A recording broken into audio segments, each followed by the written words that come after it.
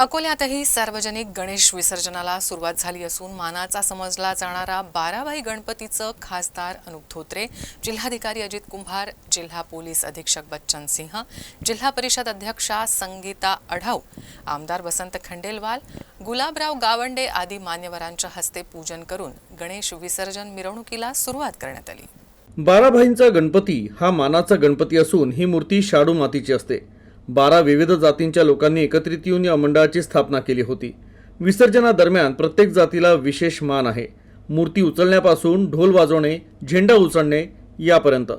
या मूर्तीचं वैशिष्ट्य म्हणजे ही मूर्ती केवळ गणेशोत्सवाच्या काळातच भाविकांच्या दर्शनासाठी काढली जाते आणि या मूर्तीचं विसर्जन केलं नाही आणि वर्षभर ही सुखरूपपणे जतन केली जाते।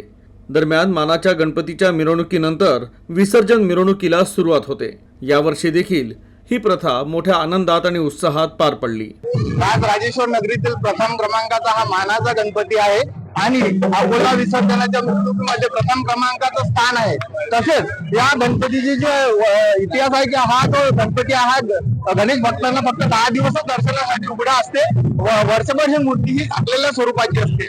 तसेच या पालखी उचलण्याचा जो मान आहे तो भोई समाजाचा आहे। ते पिढून पिढी आमच्यासोबत जुळलेले आहेत। कुठल्याच प्रकारचं मानधन न घेता स्त्रींच्या गळ्यातील हार व श्रीफळ हेच मानधन समजून सेवा देतात। तसेच उंबरी येथील ही जी मानाची दिंडी आहे हे आमच्यासोबत पिढून पिढी जुळलेली आहे व कुठल्याच प्रकारचं मानधन न घेता स्त्रींच्या गळ्यातील हार व श्रीफळ हेच मानधन समजून सेवा देतात व विजोरा येथील पण ती मानाची दिंडी आहे ते पण आमच्या इथे पिढून पिढी जुळलेली आहे। कुठल्याच प्रकारचं मानधन न घेता गणपतीच्या गळ्यातील हार व श्रीफळ घेऊन सेवा देतात व या गणेश विसर्जन मिरवणुकीत सर्व प्रकारचे गणेश भक्त सामील होतात।